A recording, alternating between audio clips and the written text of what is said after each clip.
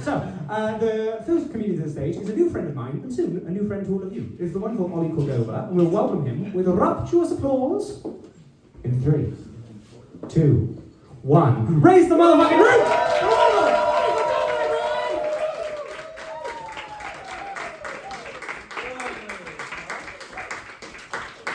Are we okay? Is this fine? Yeah, hello. Good start. I've been thinking a lot about how sex and bowling are quite similar things. Anyone else?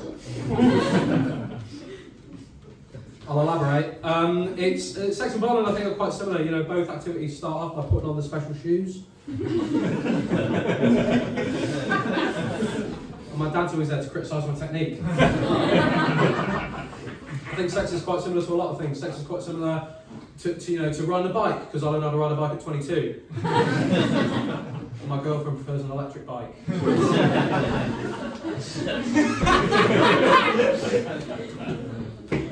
Hello, my name's Oli. Do we have any Ollies in?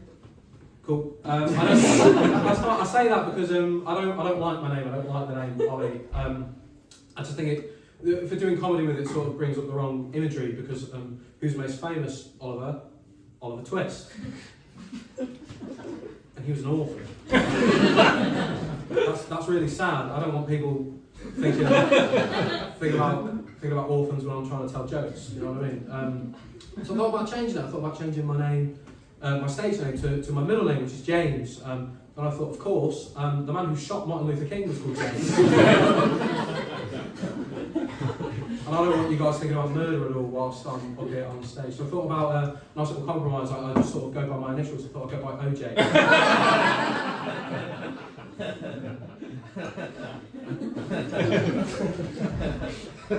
I'm quite a stupid person. Give an example. I used to think Al Qaeda was just one person. Just one very busy terrorist called Alan Qaeda. I'll give you another example as well. I once squirted toothpaste into my eyes just to see how it felt. I don't know if you guys have seen the SpongeBob movie. At the beginning, after he cleans his teeth, he then puts a bit more on and then does his eyes. And that just piqued my 18-year-old interest. Alright, cool. Okay, that's fine. What next? Oh yeah, my partner says I've got quite an addictive personality. I would argue I just sort of enjoy my hobbies, really. I'll give it, to be fair to her, my hobby is MDMA.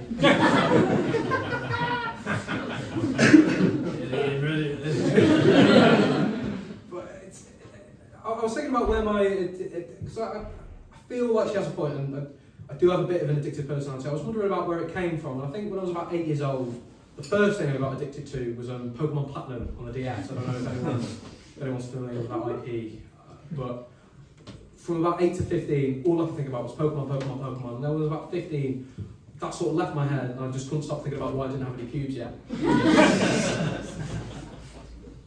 I was a bit of a late bloomer, I'll be honest with you guys. I was a bit of a late bloomer. The kids were teasing me, they'd say, Ollie's balls haven't dropped. And I would just have to respond by saying, sticks and stones, baby. Teachers are cruel. I've moved in with my partner recently. It's lovely, I love it. It's been interesting watching our two sets of possessions sort of merge into one set of possessions. It's no longer her TV, it's the TV, and it's no longer my saucepan, it's our saucepan. You know, it's no longer her razor. It's our potato peeler.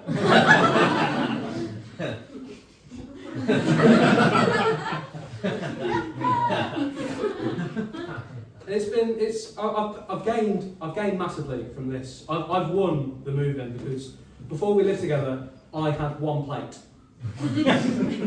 Which makes sense. I was one man eating one meal at a time. It didn't make sense. So, what about when she came over, I hear you ask? It was nice, we shared, it was romantic. Every meal sort of turned into Lady and the Tramp. We moved out, I don't know if anyone's like moved flat and someone else has like, the previous tenants like left things there. But now we have 10 plates, which is crazy. That's way too many. It's quite reassuring though, the fact that we could break one plate and still comfortably host a dinner party with ethical seven. Sorry, that is right. But she's gained as well. You know, I've gained a lot of plates, but she's gained as well. You know, she now has a PlayStation that I let her watch me play. Cool. Cool. Just quickly, can you guys tell I was a planned C-section?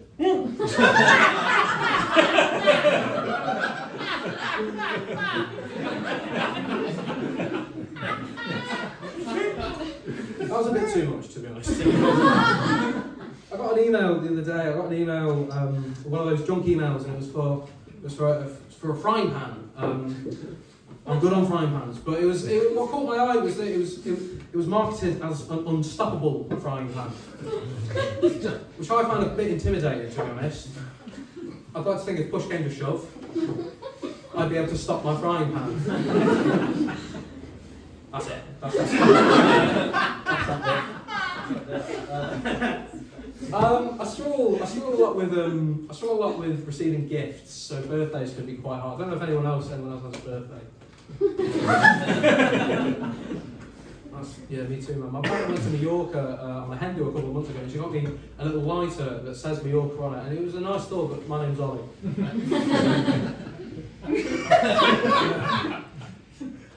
I think that's a very funny joke. Funny if you did it again. Sorry, no.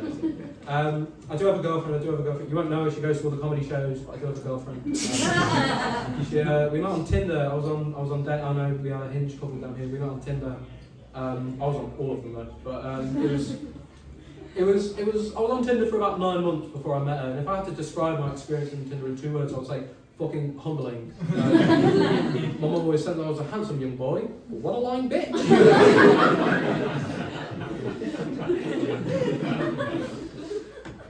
I've been putting on a bit of weight recently. And I can tell because my girlfriend started cupping my belly like I'm pregnant.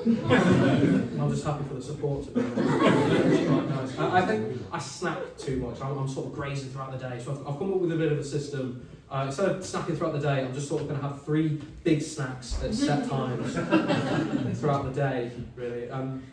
The problem is as well that I snack on the wrong things, really. I'll go for those big bags of buttons. And what pisses me off is that it says made for sharing at the top. I don't know if you've seen that. Yeah, made for sharing. Maybe if you're a pussy.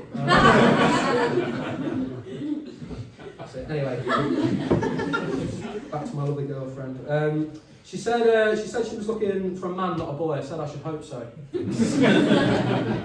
wanted to impress her. I wanted her to think I was a bad boy. So whilst we were still texting, I said, "You like bad boys?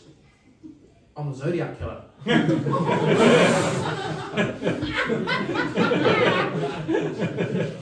said to me, "What? The American serial killer who was active in the late 60s and early 70s? San Francisco?" "That's me, sweetheart." And I said, "Well, you don't really resemble Arthur Lee Allen, who was the main suspect who died in 1992. The case has been extremely cold since then. It was officially closed in 2014. San Francisco Police Department. If what you're saying is true, I'd make you about 80 years old. Is that what you're trying to say?" I just find flirting really difficult, guys. I really do. It's like when you were back in school. Back in school, all you had to do was steal a girl's pencil case. Game on! Can't do that nowadays. They don't even let me in the schools. She's lovely, my girlfriend. She's lovely. She's very good at bop it. Do we know bop it?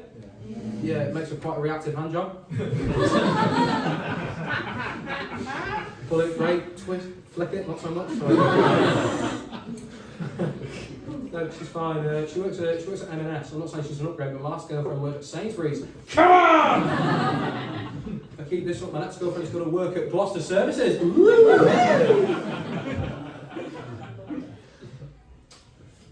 What else?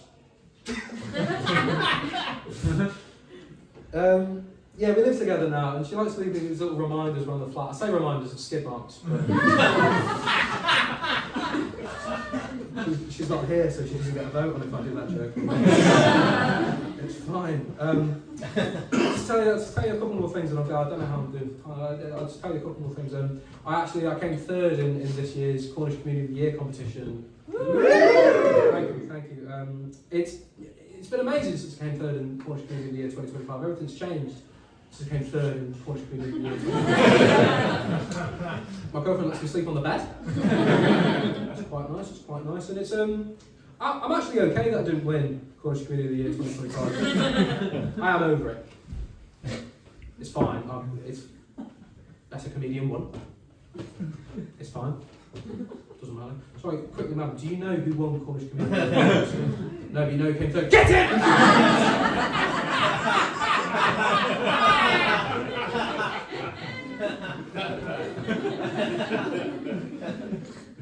You guys have been lovely. I'll just leave you on this. I'm very self-conscious about my penis. That's not it. I'm very self-conscious about my penis for 2 reasons. I was once described as having a penis for radio. And the other reason, I got a text message from my brother the other day, and he said, don't you hate it when you're having a poo and your dick grazes the inside of the toilet bowl? Which is, number one, disgusting, but number two, a very frustrating way to find out my brother's got a bigger knob than me. Thank you.